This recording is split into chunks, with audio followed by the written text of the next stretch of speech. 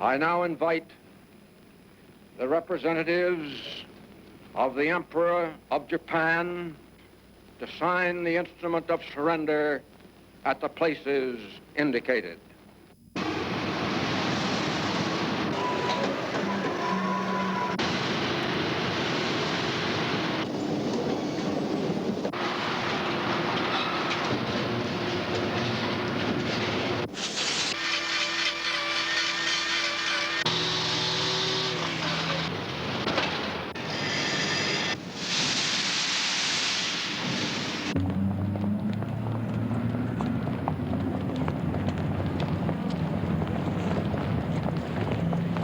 What can we do to work smarter, not harder? Japan needed to do this for survival. Japan did it, we can do it. We make steel at a lower cost than any steel company in the world, including the Japanese. It's not the American worker, as far as I can determine. That's a major part of the problem of productivity. With 27 different agencies, each having their own little fiefdom, and promulgating dozens of rules a month. The law of the land is such that it's illegal now for fish to go potty in the water. This program is about the strongest, most productive economic force the world has ever known, the United States. We have been for a long time. There are reminders of that here in the Smithsonian's Museum of History and Technology. The question is not what we have been or are now, but what we will be. For the first time, our productivity is not increasing. Productivity is not some esoteric economic subject. It is how much we produce and how much it takes to produce it. The object is to make more for less. If you do, everyone benefits. Nowhere is that more obvious than in agriculture. If it had not been for increased productivity in agriculture, our lives would be entirely different. Deep in the jungle of the Philippines, the Tassidae, a Stone Age tribe, spend all their time looking for food. It is the only work they do. The Tassidae do not farm. They take all their food from nature. At one time, all humans survived this way. Until someone got the idea of farming, the search for food was the full-time, all-consuming human occupation. Without agriculture, we would still be in the Stone Age, spending every waking moment trying to find enough to eat. So agriculture, in one sense, is the basis of all industry. And nowhere is agriculture more productive than in the United States. Every American farmer feeds 109 people, 4 times as many as the French, 10 times as many as the Soviets, 25 times as many as in India. It is what we do best. It is not all we do well.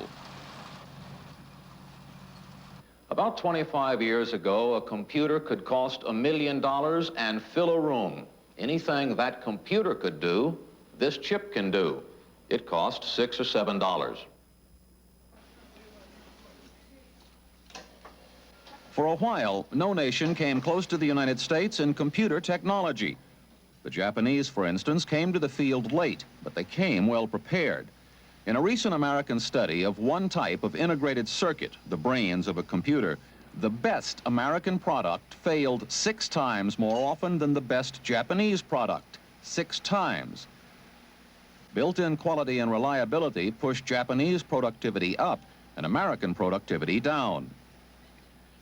Productivity is also pushed down by the size of our government and its requirements. This is one piece of government paper being approved for publication. It is estimated that it costs our economy $100 billion and millions of hours a year to fill out government reports and comply with government regulations. Our rate of productivity gain, which Dean Herbert Striner of the Kogod Business School at American University has established a productivity study center to look into those areas and others. One of their problems is that not all sectors of the economy have a productivity measure. Striner says whatever the measurement problems, it's obvious that we are being hurt. The degree to which we have too low a level of productivity and we are losing markets to other countries which are more productive is robbing us of income just as effectively as inflation. I'd like to know how we're standing. Within the federal government, only one corner of the Commerce Department is concerned with productivity. The Assistant Commerce Secretary for Policy is Jerry Jasanowski. He says there has been too little cooperation between industry and government, but that's only one of the problems. In the 1960s, we had a golden period. Economic growth was moving ahead. We didn't have energy problems. People were consuming more, both business and consumers. Then we had some things happen in the 70s to which we never really adjusted. And we continue to consume far beyond our means, both publicly and privately. The ratio of R&D to our gross national economy, our gross national product, has been dropping. Other countries in the world have maintained higher levels of expenditures in research and development. We package these foods so they're in 18 different varieties for the convenience of the housewife. We keep the stores open till 10 o'clock at night and sometimes 24 hours a day, even though there's really no economic basis for justifying that. The price of a barrel of crude oil is essentially the same for Japan, Germany, and the United States. So that we can't lean on that crutch and say that it's strictly energy that's been causing us all of these troubles. We've lived on the short-term, fairly immediate gratification of getting the consumption goods we wanted or getting the nice high return in capital profits rather than thinking about long-term investment. In this country, typically what happens when the steel industry goes to Congress or to the Treasury people to shorten the periods of depreciation so that they can write off equipment more rapidly. The response is usually, you're just going to have to take it out of profits. Well, if the profit level doesn't permit it, then you're left with a steel industry that can't modernize. Part of what happens in Japan is that the government will sit down with the manufacturers and determine what can we do to help you, what can we do to cooperate for the benefit of the entire economy. While here we have this adversarial relationship, this clean, clear demarcation that we so love between government and industry, except, of course, that it doesn't really exist in many cases. The difference, perhaps, is that we tend to help industry after they've reached the point of going bankrupt. The majority of American businessmen have tended to be reactive in the 1970s rather than progressive in showing the kind of initiative we need in order to deal with these problems. The simplest way to put it is that when we're discussing the new environmental control regulations concerning engines, the American manufacturers tend to be thinking immediately about how to put it off, how to stop it, which congressman to contact, while the people from Toyota, Honda, VW are busy trying to figure out how soon do they get back so that they get their research people, their production people, working on the problem of meeting these specifications.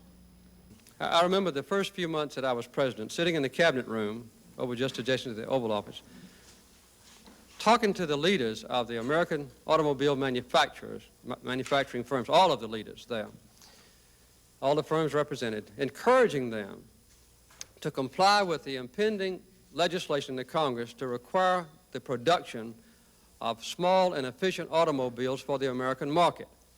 Their unanimous reply was that this was an inappropriate thing for them to do, that the market was not there for the small and efficient automobiles. We were caught terribly short in this country when Honda came here and said, oh yes, we have an engine that will meet all of your pollution controls, the regulations, and we'll use leaded gas, unleaded gas, you can put chicken soup in it. We have to change the relationship between management and workers in many firms to draw out the contributions that workers want to make to the productivity problem. We clash. We're aggressors. I'm talking about management and union. We're fighting all the time. There is a credibility problem. Even when you try to affect communications clearly, lay all the cards on the table, you have this credibility problem. They're going to keep asking questions. They're more sophisticated. Today, you can take and smoke a weed or whatever they want to call it in the restroom or something for a few minutes, and that's all it takes. And so we have a lot of those problems in the plants today. Somehow I wanted to do that job when I raised my hand and said, I want it. When I got past the door, all I could figure out was get my money and the heck with anything else. We tend to view workers as major assets when they're employed, but a major drag on the economy when they're unemployed. Then they suddenly become welfare cases. We're very unhappy about the fact that they're unemployed, but we do very little in the way of retraining to upgrade their skills. On the problem of management, some of it had to do with the fact that American management had lost some of its willingness to take risk and had turned to shorter-term payoffs rather than longer-term payoffs. That one study that you're talking about will look at the incentive structure. We would look at that. The study that we hope to contract out will focus pretty much on the chief executive officer, the fact that his compensation is tied to last year's profits, and so he will have very little incentive to invest in R&D that has a 10-year payoff. CEOs are increasingly coming from financial and controller backgrounds where the financial officer is moving up to the CEO position, and he just may not have that commitment to improving that particular line of business the way someone who had been in the business for a long period of time would have. There are over 200 Japanese companies operating in the United States today using American workers, and apparently based on the product they're turning out, the product is fine, they're doing well, and it's not the American worker, as far as I can determine. That's a major part of the problem of productivity. We all want clean air, we all want clean water, and in the 1960s we passed an enormous number of rules and laws to get that. I don't think that, from all of the studies I've seen, that government regulation has imposed a sufficient additional cost to account for the major difference between a 10% increase in productivity in Japan and an almost 0% increase that we're running at the present time. With 27 different agencies, each having their own little fiefdom, and promulgating dozens of rules a month, which impinge upon the businessman who's standing there trying to look out 5 years, gauge what's happening in the international market, decide what to do about his energy supplies, and at the same time phase in this regulation, or these 20 regulations. And the problem is that it introduces an extraordinary amount of uncertainty into the business planning process. Jasinowski's comments are mild compared to what businessmen say about government regulation, particularly small businessmen, when they get together for a conference. In order to comply with federal Drug Administration rules, we're being compelled to spend roughly $500,000 to modify our plant. I could use 2 more people just on my staff, very competent people, reading and interpreting all of these documents and filling out stacks of papers on our chemical products and then submitting them back to Washington. So I called the district manager and I said, I've been cited for an ungrounded electric typewriter, and yet the nameplate says double insulated. And he said, does it? I said, yes, it does. He said, well, the boys shouldn't have cited you then. And I said, well, thank you very much. Will you relieve me of that citation? He said, oh, no, I can't do that. You have to appeal. For example, we have a stairway in one of our plants, and they made us move the handle 1/4 of an inch so people with thick fingers could grab it more readily. Mr. Lockwood, he said, I know you feel bad. But we got a call the other day from an individual in Los Angeles who had been cited for an ungrounded electric typewriter, as you had. And it turns out that he had a manual typewriter. George Lockwood's business is along the Monterey Bay of California, and he may have been put into business by sea otters, a protected endangered species who eat abalone, all they can get. So over the years, the number of abalone harvested for people went down and the price went up. It is now more than $15 a pound. Lockwood and some associates moved into an old sardine factory on the coast to see if they could raise abalone the way farmers raise chickens.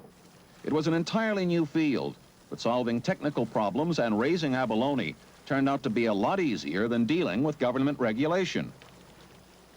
We have 42 identifiable government agencies that interact into our decision-making, requiring permits, requiring reports, requiring compliance with their particular area of the law. Do you have any specific examples of where government regulation has gotten in your way? It is, for instance, illegal for my abalone to go potty in the water without a permit. That sounds insane. We still are required to have the permits and file the reports and to comply with the law, the same if we were the sewage treatment plant. How long does it take you to get it? It took us in excess of 6 months, from beginning to end. And we are constantly running into difficulty with our fish and wildlife protection agencies because they don't want superior strains of abalone growing in areas where they can interact with wild stocks. But if they are in your lab, how do they interact with the wild stock? Well, they're afraid they might escape somehow. What have been your experiences with OSHA? It's been a disaster. I've spent over 1,000 hours of my time appealing on ill-founded citations which we've received. The National Electric Code, which is the basic building code of America, allows the use of certain types of electrical cable in certain places. The OSHA inspector saw it. I said, what's wrong with it? He said, a man could be electrocuted. I said, that man would have to be 20 foot tall to touch that cable. He said, I don't care, it's against the code. I was cited and presumably responsible for spending some $40,000 to rewire our building.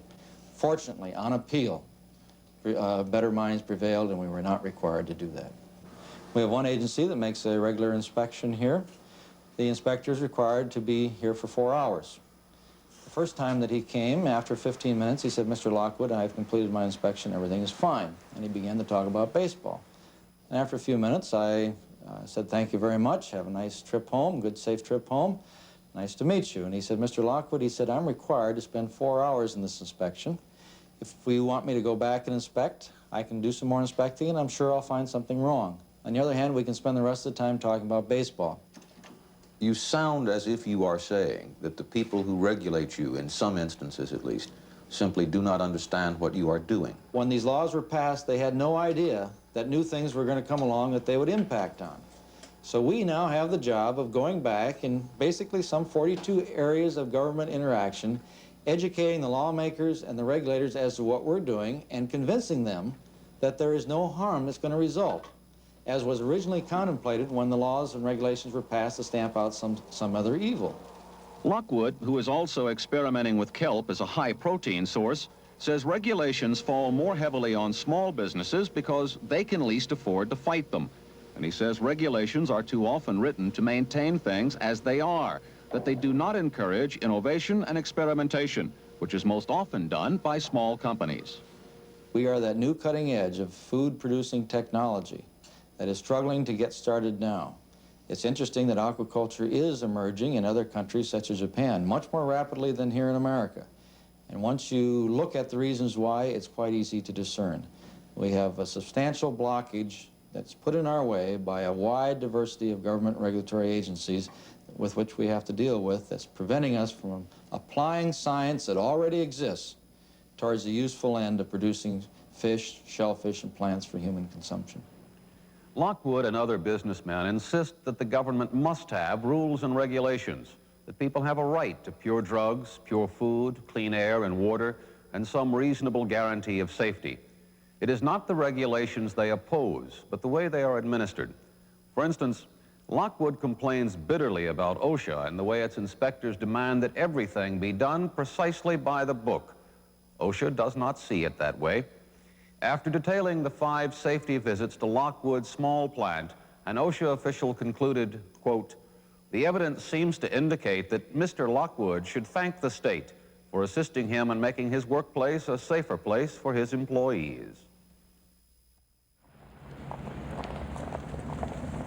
It is obvious that the United States economy is not in good shape. Increasing productivity will not make it all rosy again. It will not cure inflation and recession, but it will make them better. And it is certain that decreasing productivity will make them worse. Japan is the 3rd most productive nation in the world, but it now has the highest rate of productivity increase. We taught them how to do that after World War II. In those days, no one knew more about productivity than we did. No more. Now, a frequent speaker on productivity at business and industrial conferences in the United States is Joji Arai. 15,000 Japanese executives visited the United States to exchange views and ideas with you. They learned a great deal.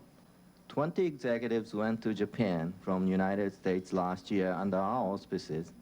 The Japan Productivity Center in Washington. Good afternoon. Last year, the Productivity Center helped 20 American businessmen who went to Japan and 450 Japanese who came to the United States. Talk to people. After all, we all learn from each other. His September schedule looks pretty full. The Washington office of the Productivity Center opened in 1962 and has helped more than 16,000 Japanese businessmen make contact with their American counterparts. Joji Arai has headed the office since it opened and seems perfect for the job. Arai has lived in the United States since 1960, but he is not the first of his family to come here. Arai's father was educated and worked here, so Arai grew up in Japan hearing stories of the United States. He now lives in suburban Washington, and his friends say his knowledge of the United States is detailed and extensive. Mr. and Mrs. Arai have 3 children. 2 of them were born here, and all of them are growing up and being educated here. All of that, from his father to his children, makes Arai uniquely qualified to compare Japan and the United States. For recent years, the comparison is not comforting. Japan is a country about 1/25th the size of the United States. She is a nation without natural resources, and she depends upon the overseas supply 90% of her energy and raw material.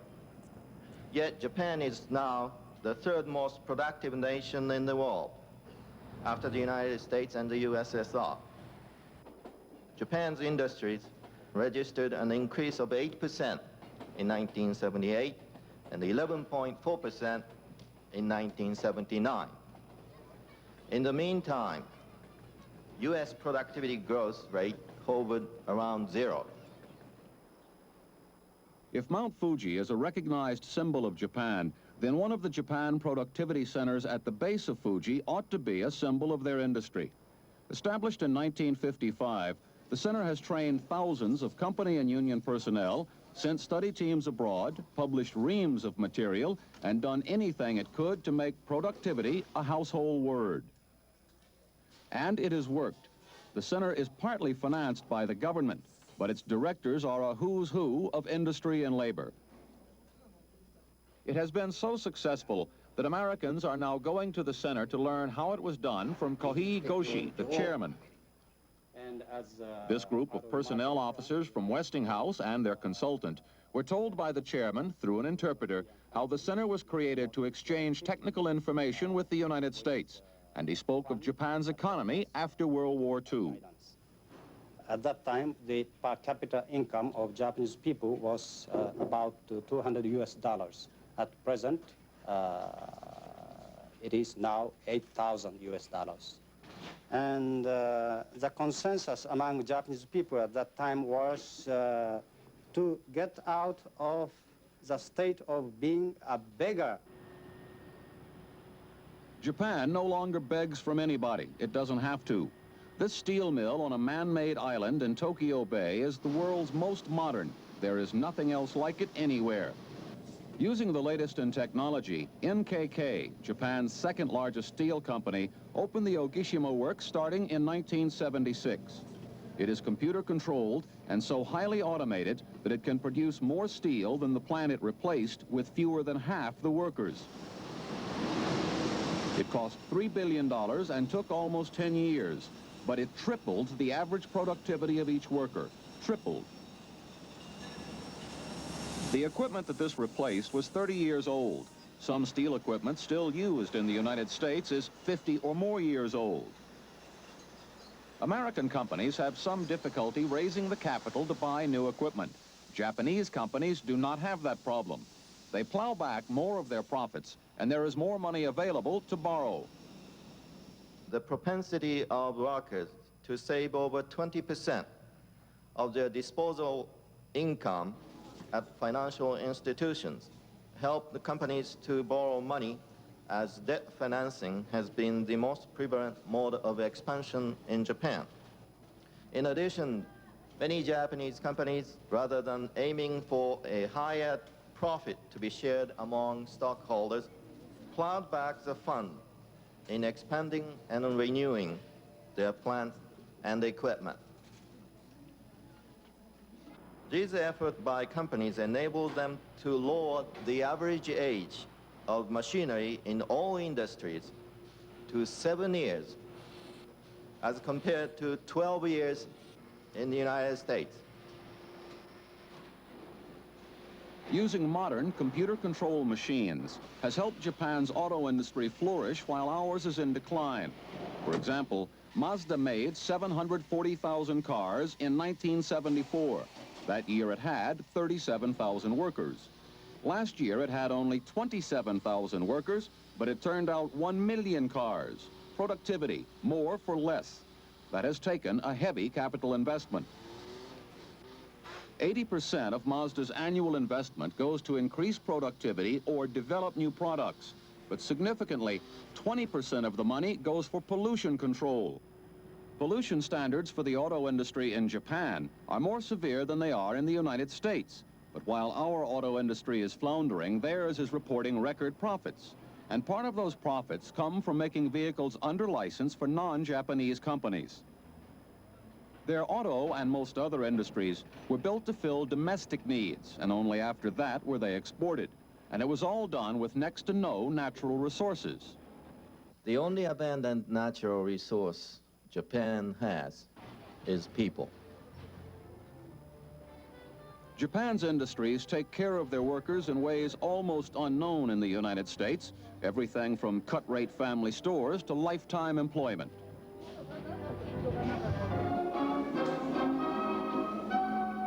Japanese factory workers not only have exercise breaks to ease the monotony, but often meet in the mornings to sing the company song and exhort each other to do better. They know that even in bad times, they will not be let go or laid off. And in return for job security, they give their companies incredible loyalty.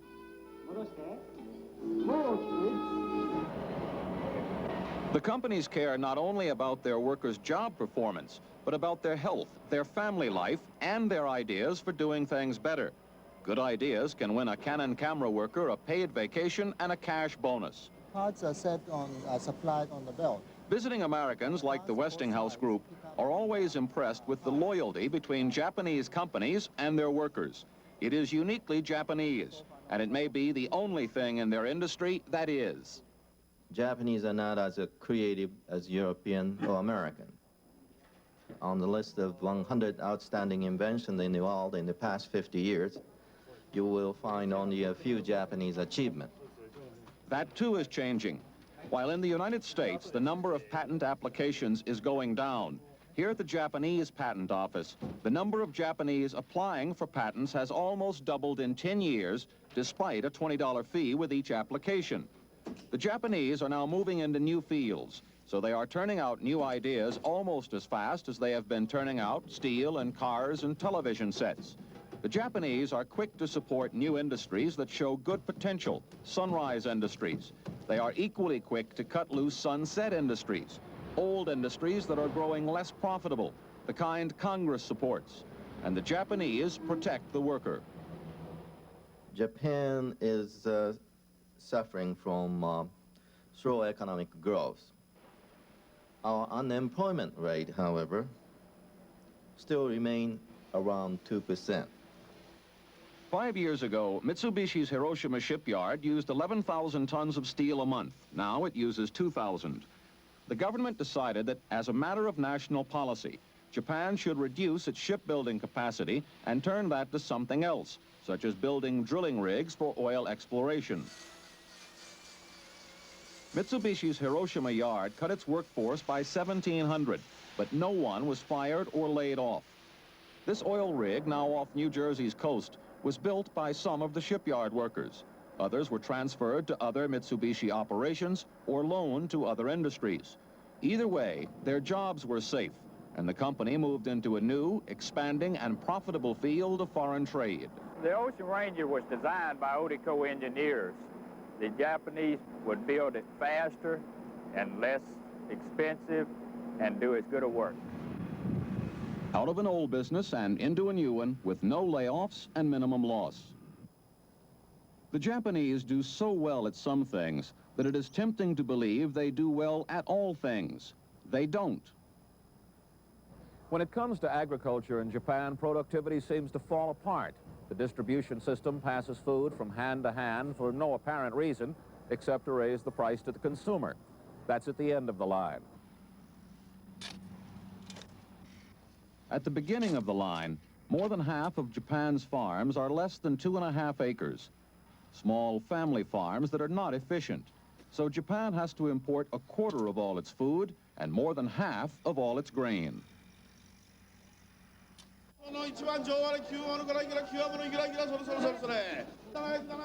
An auction of fresh fruits and vegetables may be colorful and exciting and make fascinating pictures, but it is a clumsy way to distribute food.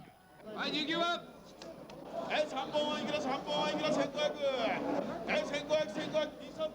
And the auction is only part of Japan's food distribution problem. The traditional mom-and-pop grocery store may keep a whole family employed, but it makes the food cost more. But supermarkets, which are more efficient, are beginning to spread, and they are only a tiny part of what Japan has adopted from the United States. First of all, let me tell you that productivity gain was taught us by Americans. We are very fortunate to have America as a good teacher, and we always try to be a very good student, and that's what made it possible for us to be somewhat competitive in the international market with U.S. industries.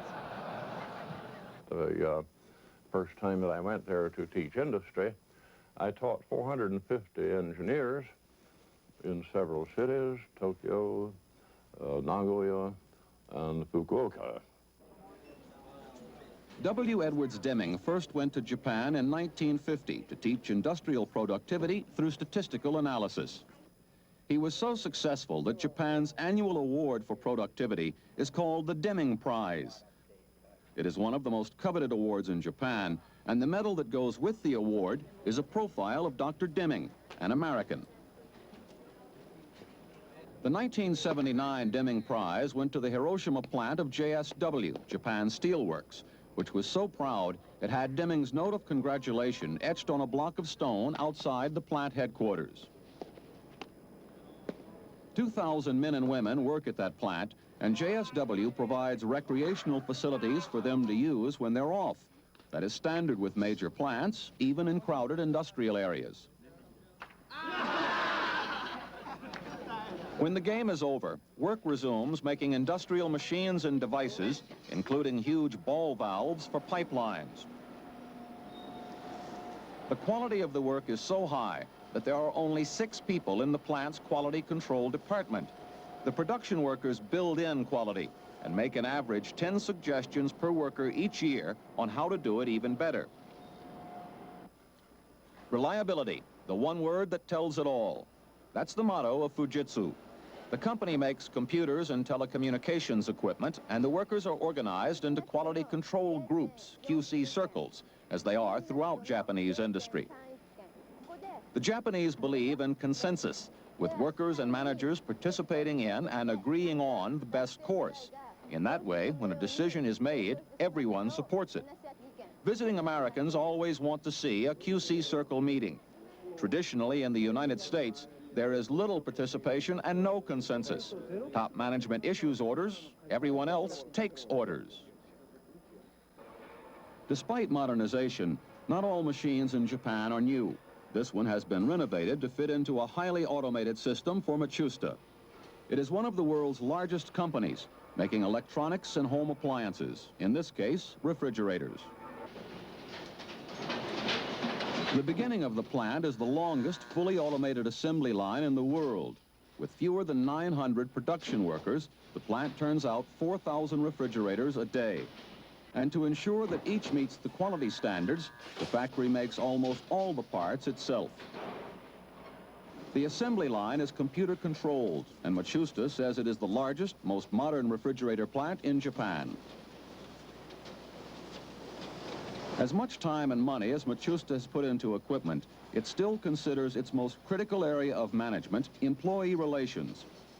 Despite advanced automation, no worker has been laid off, so workers have suggested some of the automated machines now in use, including this automated packer. And with the limited population in Japan, more industries are turning to automation out of necessity.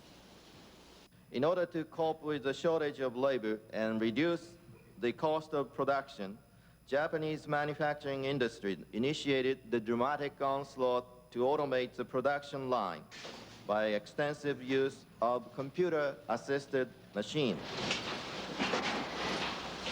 In several plants, the third shift each day is run entirely by computer-assisted machines. There are no people. In this type of advanced machinery, the Japanese are moving much faster than their American counterparts. There are 45,000 computer-controlled robots in use in Japan. There are only 5,000 in the United States, despite the fact that the robot was an American invention. But the Japanese have developed their own machines. Matsushita made this one for its television operation. It is faster and better and relieved workers from tedious jobs so they could work mentally as well as physically. Matsushita officials say machines should do the repetitive labor and people should do what requires thought. One of the things they think about is how to make better machines to do the work, how to increase productivity. There are signs, slogans, and exhortations in every Japanese factory.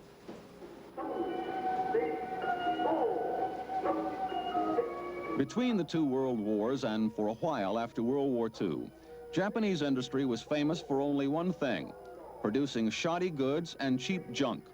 But in the 30 years since 1950, Japan has gone from being a producer of trash to a nation synonymous with quality and reliability. Japan now sets industrial standards, standards that used to be measured by American products. The difference was a commitment to productivity, involving everyone. This foreman, for instance, spends one day a week going over suggestions for improvement made by the workers under him. For its part, management has invested in new technology and equipment and learned techniques of management that encourage productivity. It has all been part of a national goal. To reach that goal, the Japanese hired Americans to teach them what to do and how to do it. Japan's industrial success was made in the USA, and the success is spectacular. In a modern Japanese factory, watching workers bawl out their colleagues for poor performance, it is difficult to remember that when the American occupation ended in 1952, the Japanese were not dominant at anything. 28 years later, they dominate several industries and are moving up rapidly in some others. The United States supplies Japan with agricultural goods and raw materials and imports finished products. Whether we like it or not, that is the definition of a colony. In 28 years, they have completely reversed the two economic roles. That did not happen by magic. QC circles, new plants and equipment, different management techniques, worker training programs, all take money, dedication, and a lot of time. Americans taught them what to do and how to do it, but the Japanese actually did it brilliantly. Now, with our productivity in decline, more American companies are sending officials to Japan to see for themselves. I've been in a lot of industrial plants in the U.S. in the past 20 years, but I'd say very, very few of them would compare to those that we've seen in the past 2 weeks. Do you think quality control circles will work in American industry? I think they'll work in the United States, but I think it's important to realize that the success the Japanese are having with quality circle programs now is the product of over a decade of evolution. It didn't happen overnight. I never tried it until I came to Japan, but it's delicious. They all work very, very closely together. Their bottom line is not what is in it for me, but what's in it for us. Yeah, precisely. That's right.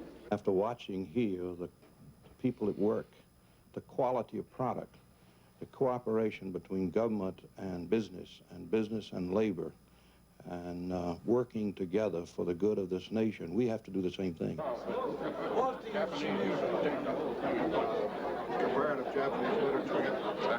If we intend to compete internationally, unless we can change some attitudes and ideas fairly quickly, why, time's not on our side. If Americans saw what we have seen these past 2 weeks, they would be considerably less comfortable. If Americans are made less comfortable by seeing what is happening in Japan, they might be made more comfortable by seeing that there are plants in the United States where productivity is going up. That is our next subject.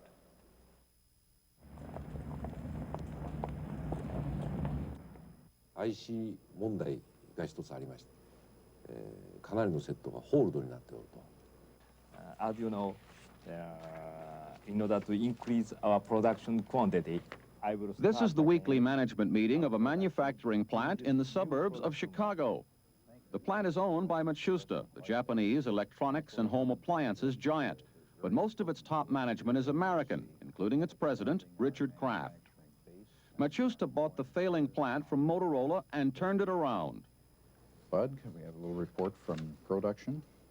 I'd like to refer to the charts up on the wall, our productivity charts. 1979 showed an improvement over 78. Under Machusta, there are about 4 defects for every 100 television sets made. We started our night shift the first of the year. Under Motorola, for every 100 sets, there were 150 defects. Productivity will improve weekly. It was pretty evident in those last few years with Motorola that the corporation was not really putting their best effort forward to make the Consumer Products Division successful. For one thing, the assembly line was outdated, and the production workers had to keep up with the set to do their work. That caused mistakes. Machusta installed a new assembly line so that each worker could stop the circuit board, do what had to be done, and send it on. They don't have to chase it to work on it. Incidentally, the workforce making Quasar sets for Machusta is essentially the same group that made Motorola sets. Some new Machusta machinery to automate and speed circuit board building has been installed. Even though it is older, slower, and smaller than similar machines in Japan, it is technological progress. The ones I have here. And production workers are more involved. Each week, each line meets with its foreman to hear what the company is doing and what it plans. It isn't quite a QC circle, but it is worker participation. Plant promotion program, Mary Lou? Yes, and they posted up. We basically believe in the concept of dealing directly with our people.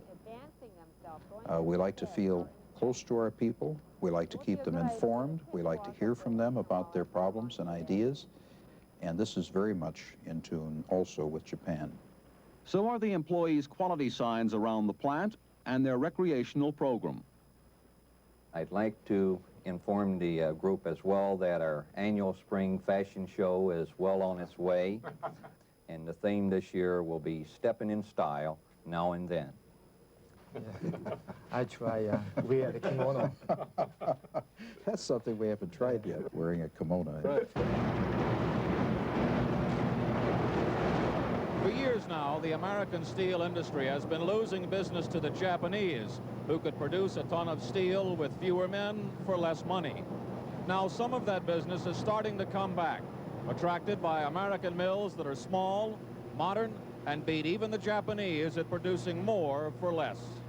We make steel at a lower cost than any steel company in the world, including the Japanese. The plant at Norfolk, Nebraska is one of 10 owned by Nucor, a profitable non-union steel company. We build plants very economically, and secondly, we run them very, very efficiently. The primary thanks to that goes to the employees themselves and the incentive production systems. Nucor also invests heavily in modern technology, plowing back part of the profits to buy new equipment and experiment with new methods and machine improvements. Iverson believes technology is important, but not as important as people. And people, he believes, want to be rewarded for their work, so when they produce more, he pays them more. Our production workers work on a production incentive system. They are groups of about 30 people who are doing some complete tasks, such as producing a certain number of rolled tons. If they exceed that standard in a week, then they receive extra pay based upon how much they exceeded the standard. It's not unusual for the bonuses to run over 100%. The bonus is paid the next week. There's no maximum on it. The average hourly worker in this plant earned about $22,000 last year. We had melters who earned about $35,000. The job is good, but the money's great. Really, the first time that we had a worker who had a group that earned 100% bonus, I had a feeling in the pit of my stomach I might have created a monster, but it really works. The more steel we make as a crew and roll, the more money we make, and the more money we make, the more money the company makes. A man doubles his pay, what does he do next? He doubles it again. There is no cap on it. If they produce again twice as much, the bonus would go to 200%. We never change the standard. Could the huge steel mills do it? Yes. by designing incentives which properly reward workers when they produce added amount of production. I think there's one problem, though, in this country, and that I think many corporate executives are not willing to do it. I think if they'll give lip service to the fact that if a man does twice as much, I'll pay him twice as much. But if he does, and it comes down to it, they'll either say the standard was wrong, or he cheated, or they'll bring their consultants in to say it for them. Because of the bonus system, new Corps workers are critically interested in production. It's the people's attitudes here. You look around and you talk to everybody, it's all production. You know, if you want to get the production up, if we break down or break out, whatever, on the caster, everybody is kind of running around trying to get things going. We're looking for that performance-oriented person who, one, has goals, and secondly, sees the reward in those goals, and that's what he's looking for. I like the incentive bonus program probably the best. The job security is another big item to me. We have not laid off a single employee for lack of work for more than 10 years. No one? No one. Modern equipment, production bonuses, job security, and everyone makes a profit, including the United States. For the last 4 years, our price, FOB, which is leaving this plant, has been equal or less than the Japanese price of steel landed dockside in the United States. Actually, most of our market has come from taking that market that used to belong to foreign steel producers. Speaking of the Japanese, have they ever toured any of your facilities? Yes, they've been in this plant. Did they like it? Yes, they said it was one of the most productive plants they had ever seen.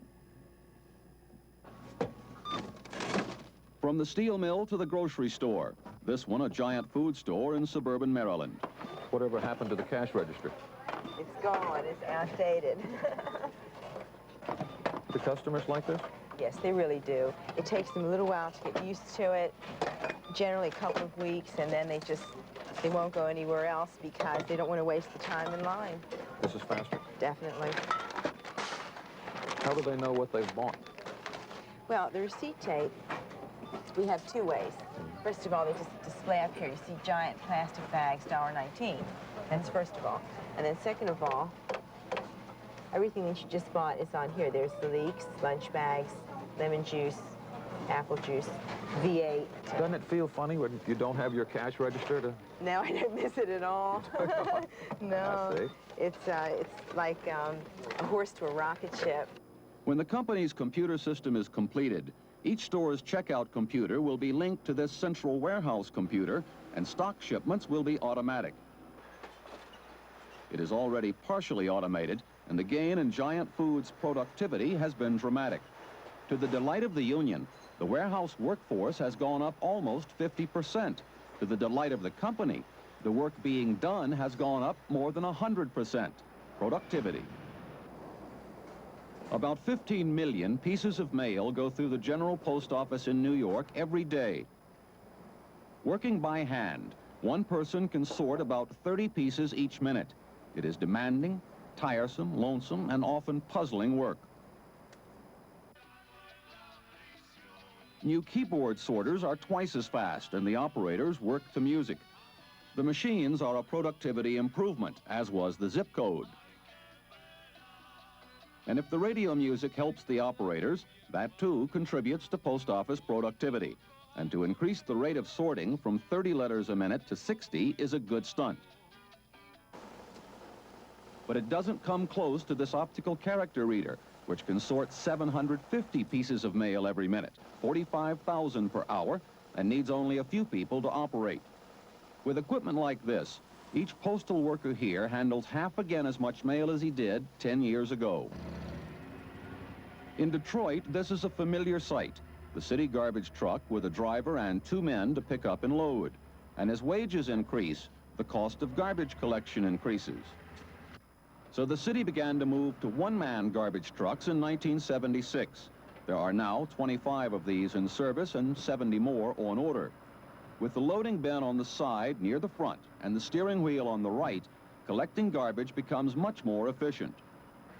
Detroit officials say a one-man truck picks up as much garbage as a 3-man truck. The Donnelly Mirror Company in Holland, Michigan is well known in industrial circles for its gains in productivity and its success in the marketplace. The company makes automotive mirrors and glass and specialty glass. It is non-union, but operates on a bonus and worker participation plan first suggested by a steel union official in the late 1930s. The plan is organized into teams to figure out better ways to do the work, and everybody gets a share of any productivity profits. Arlyn Lanting, Donnelly's president, presides over a monthly meeting of workers where almost anything can be discussed. Because the plan is organized into interlocking teams with information passing up and down among them, everyone in the plant always knows what is happening and what is likely to happen. No one feels left out or ignored. We want people involved. We want them to know what's going on. We want them to see what they're doing, how that relates to what the corporation's doing. Participation. We all help, we all are stimulated and motivated by it to do as much as we can. Workers at Donnelly even come up with ways to eliminate jobs. But if the job is eliminated, the worker isn't. He gets another job. We used to have only one Dynacast machine, what they call, but due to the fact that we had so much time left, I did ask quite a few times, and we finally got my way that they ordered a second machine. It was a lot cheaper for the company, for we could operate 2 machines in the same time as what we used to do with 1 machine. It doubled the production, saves a lot of time and energy. Any kind of wild idea, what they call, bring them up. They will look into it, and if it's possible, they will make it work. Along with productivity increases, Donnelly has benefited by taking risks to develop and market new products. We've come up with an innovative opera window for the automotive industry, because before this time they'd have to get in the car and assemble an opera window, and it was a very difficult job. So we developed a window where you can stand outside the car and just pop it in and put 3 or 4 screws into the particular window and it would be assembled. For them it was a cost reduction. They liked it. For us it was a whole new area for our company, and it's our objective now to be a world leader in opera windows. An opera window is the small window used in limousines, but they are becoming increasingly popular in small sports cars. Donnelly is already a major supplier of automobile mirrors worldwide and is moving ahead in coated glass. After 5 years of effort, it recently got an order from Japan. Quality is very, very sacred and very important to the Japanese. It doesn't impress them much what the rest of the world is doing concerning quality. They'll just nod and say, that's fine, but here's what we want. And they've really helped upgrade our whole quality level. They seem very dedicated. They're very tenacious on productivity. They're doing some things right. How come they can do it and we can't? Donnelly is an established company. Romac Industries in Seattle, Washington is new. And so is its pay system. Production workers vote on each other's raises on the theory that no one knows how well you work better than the people who work with you. Bob, when you decided you wanted a raise, what did you do? Well, I went into the plant manager and asked him for a raise slip. And you write also how much you want, more an hour. Everything I said was real sincere about what I was saying. I put in my quality and quantity is up to level. It was up there a week. And who votes? All the employees here. The people that you work with see you more than your managers do. And I got voted in for it. 11-3. And you got your raise? Yeah. Which was unanimous, 15-2. What we wanted to do is involve our people. Hi, Ray. Hello, Joe. We want them to be cognizant that productivity and conscientiousness and relating one to the other are all part of our jobs. The voting system was part of a 5-point plan to improve relations after Romac faced 2 union elections in 1 year. A second part was a monthly meeting between worker representatives and the company president. No foremen are allowed, no question is prohibited. We have dates set up for the office crew to come out into the shop. You are going to be first. And once a year, every officer of the company must spend a day working in the shop. McNeil doesn't want any official to forget where the profits really come from. When? Yeah. 6:30 till 3. Romac Industries makes waterworks pipe fittings, a specialized but potentially highly profitable business. And another part of the Romac plan is profit sharing, so that everyone benefits from everyone else's work, a clear reward for group effort. McNeil, who started Romac doing his own work, is convinced this system builds productivity and trust. Can I do that? Yeah? I'll give you that when you want to finish. McNeil says the idea of his plan is to eliminate the traditional labor management adversary relationship. Well, you sure do it faster than I do, so holding the whole handful I do it faster than anybody because I'm at it all the time. Okay. I bet I can run faster than you can. Building automobiles is considered a typically American industry, but it is in deep trouble. Different companies are reacting in different ways. Chrysler at Belvidere, Illinois, is taking advantage of advances in technology, like these robot welding machines. Oldsmobile at Lansing asked its workers how the assembly line could be made more efficient and adopted some of the suggestions, including this wide belt that lets the worker move with the car. At Buick's complex at Flint, Axle Plant 31 was about to close. The old-style axle was to be phased out anyway, and the plant had a poor labor record. Plant management and the union local agreed to cooperate without a formal program to try to get new axle business and keep the plant open. We had to be competitive to get new business in because we're about to lose some 1,200 jobs on the axle business.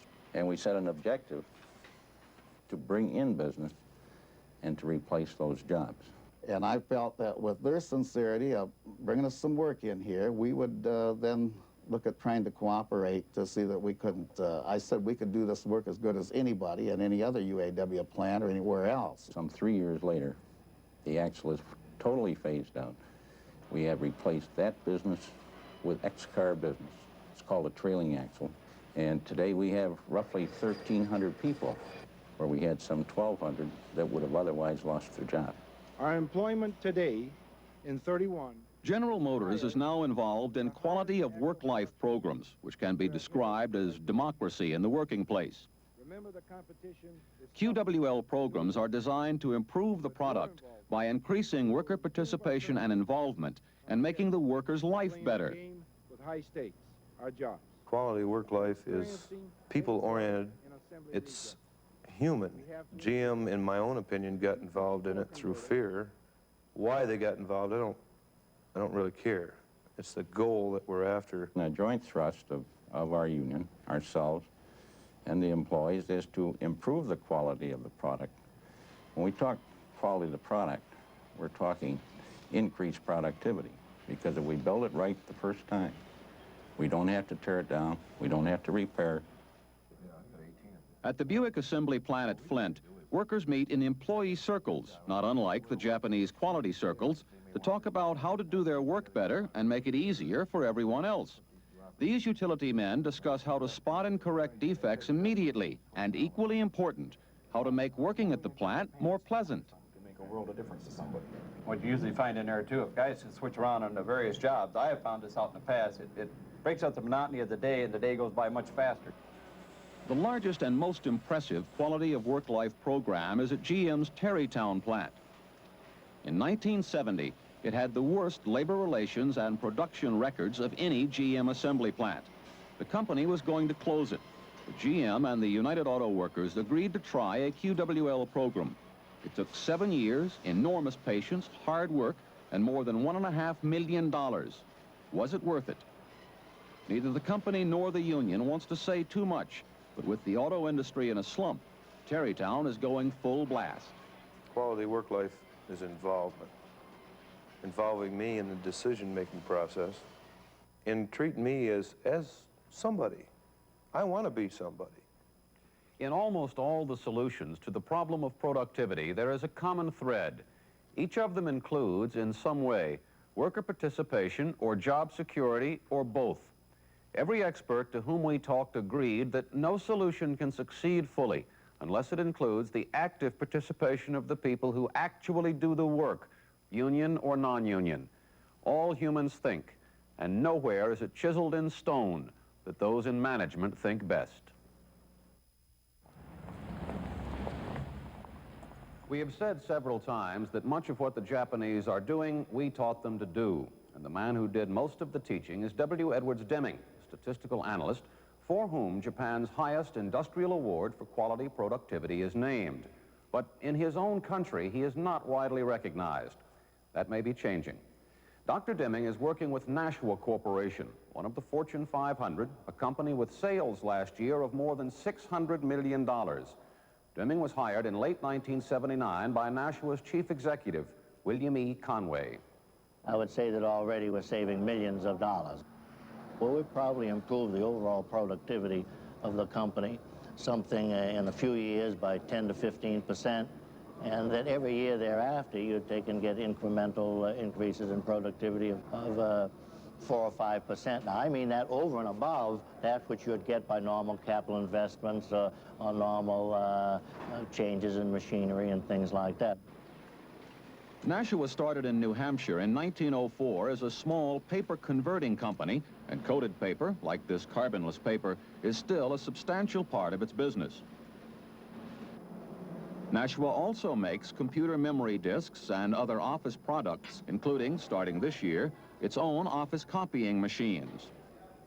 It had worked with a Japanese copy maker, and through that relationship heard about Deming. The company sought him out.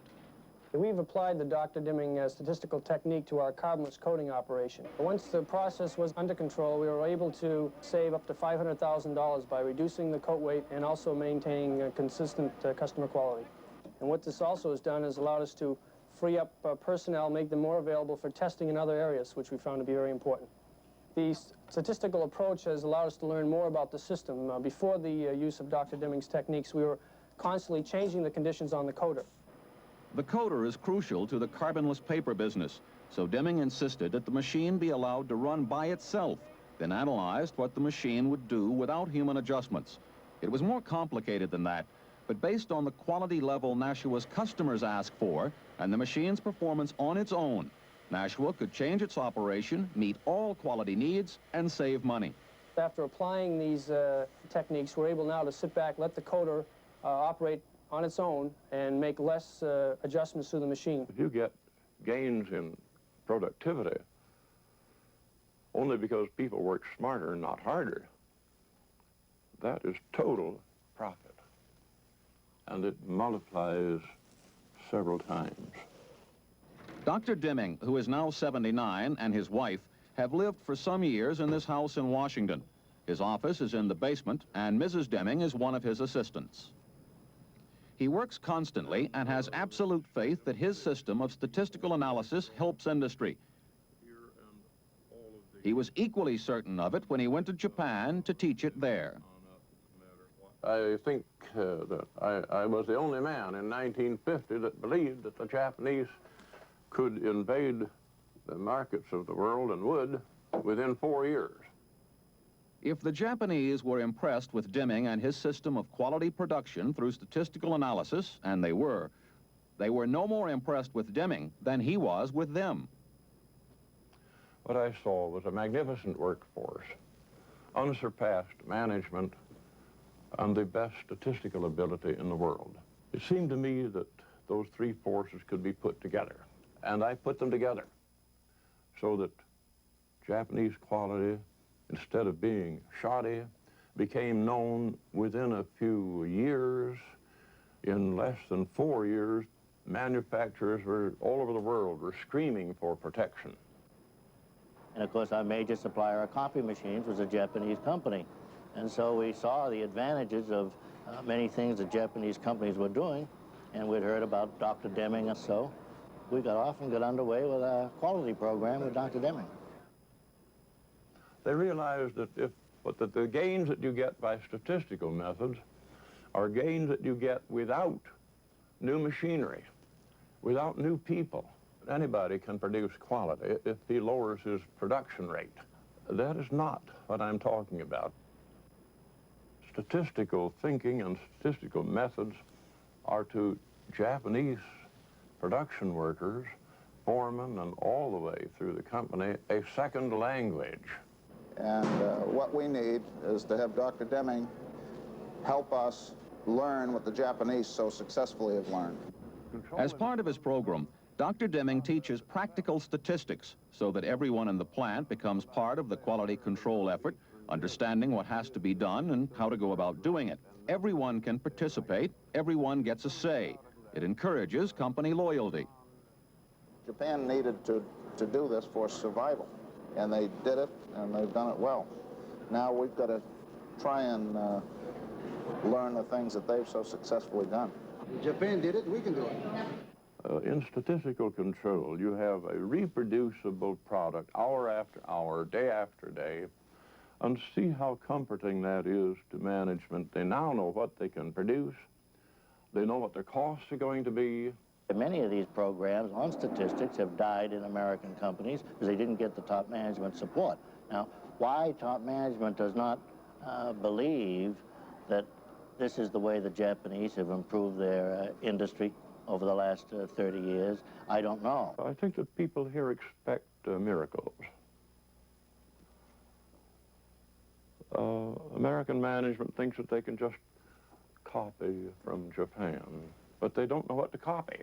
It probably, for the first 6 months, I would say, of the program, I spent half my time, at least half of my time, talking to people, thinking about it, writing memos, joining groups, so they can try to convince them of the importance of this tool and how to use it.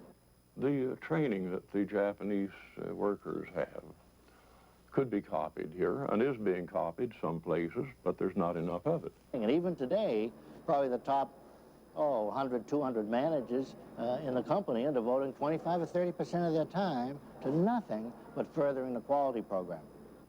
If that sounds like a lot of time and effort, it is. But Dr. Deming never said his system was simple. He only said it would work and it would pay off.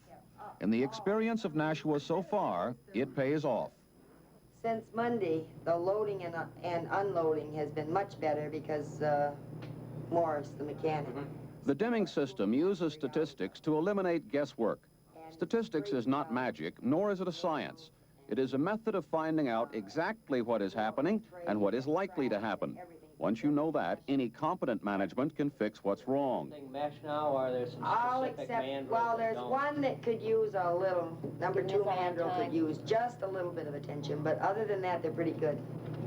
We have begged for deeper grooves in the trays. They're not deep enough, they don't really grip. The idea is to establish first what a product should be or a process should do. From then on, if you leave it alone, it is always the same. But the Deming method involves constant monitoring of the system, particularly by the people who do the work. The program to do it better, faster, and easier never stops. It could be causing aluminum chips in the coating room. So anything like that, be sure you let George know or somebody know. And once we started to have some success stories, we started to use the people who made the successful programs, talk to other people in small groups and gradually larger groups. By dropping the handling damage down from 12% to approximately 5%, we are presently saving $30,000 a month. And as our volumes grow in the next 3 or 4 months, we should double that to $60,000 in cost savings a month. That's $720,000 a year in one area, enough to please any management. But one part of Deming's program is not likely to please them. He insists that management causes 85% of all the problems. I ask people in management what proportion of this problem arises from your production workers, and the answer is all of it. That's absolutely wrong. Well, as we got into it, Dr. Deming was right. 85% of the problems were really management problems. It was part of the system, whether it be training, morale, mechanical type things. There weren't that many operators out there that just didn't care. Inspection does not build the quality. The quality is already made before you inspect it. It's far better to make it right in the first place. Statistical methods help you to make it right in the first place so that you don't need to test it. Correct. You don't get ahead by making product and then separating the good from the bad, because it's wasteful. It wastes time of men who are paid wages. It wastes time of machines, if there are machines. It wastes material. The first thing that we did was to have some posters drawn up to emphasize handling the image, how it was caused, and how we could eliminate it. People just didn't understand how delicate a disc is, that by scratching your fingernail across it, you indeed ruined it so that it couldn't be used again. They went out, our original group grew from 8 to about 15, and it was a lot of peer pressure. You know, they got out on the floor and said, oh, by the way, you're not supposed to be wearing rings while you're handling the discs. You know, that could cause a problem, and explain. There's just no question, in my mind, that Dr. Deming is the father of the third wave of the Industrial Revolution.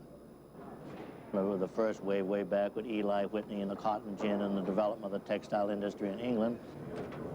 And the second wave being in the United States, the large homogeneous market followed up with low unit costs from mass manufacturing with standardization of parts. Now this change to the use of statistics to assist all phases of production, marketing, distribution, what have you, that Dr. Deming talked about, is just as big as either one of those. And anyone who doesn't join that revolution, I think over time is going to be in serious trouble. Nobody comes out of the School of Business that knows what management is or what its deficiencies are. No one coming out of a School of Business that ever heard of the answers that I'm giving to your questions, or probably even thought of the questions. Sounds a little harsh, Doctor. Yes, I am harsh. I should know what I'm talking about. Is there an attitudinal difference between the United States and Japan? They are using statistical methods.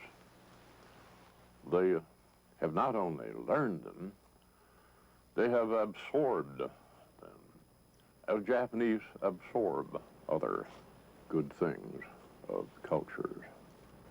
They are giving back to the world the products of statistical control of quality in a form that the world never saw before.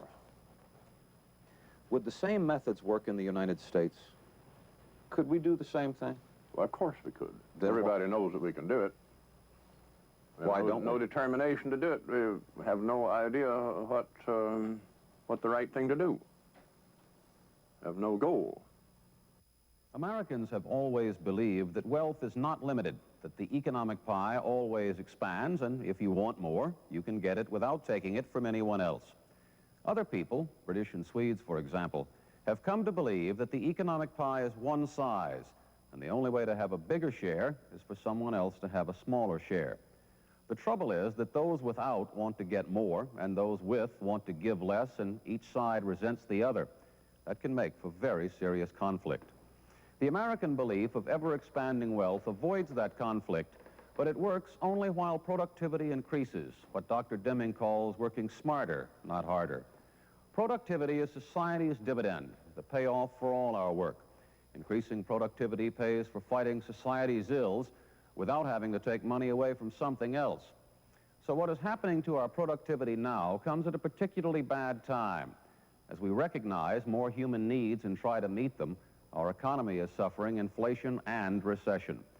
The United States has overcome inflation and recession before, but it has never even faced a productivity problem. That is why the United States has been the only industrial country without a national productivity policy. Last February 29th, a start was made.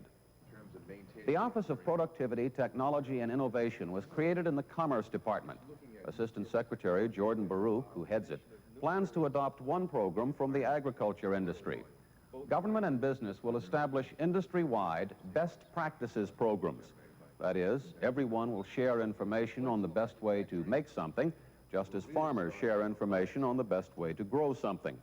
The county agent will finally have a counterpart in industry. That's a solution rooted in the American experience rather than a slavish copying of the Japanese. Copying won't work. We are two different societies. They operate by consensus, we by confrontation. That explains why the United States, on a per capita basis, has 20 times as many lawyers as does Japan. And we have more service industries and a huge government sector. Government and service, banking, insurance, restaurants, and that sort of thing, are inherently less productive than manufacturing. We now have more service than manufacturing, and that helps depress our productivity. Manufacturing, making things, is a smaller percentage of our national economy than of any other industrial country, and that makes productivity improvement even more difficult. Until now, probably because the United States was such an enormous and expanding market, productivity has almost automatically increased. So throughout our history, parents have expected their children to live better than they did, and that has always been true. We lived better than did our parents, and they lived better than their parents. Unless we solve the problem of productivity, our children will be the first generation in the history of the United States to live worse than their parents. I'm Lloyd Dobyns, NBC News.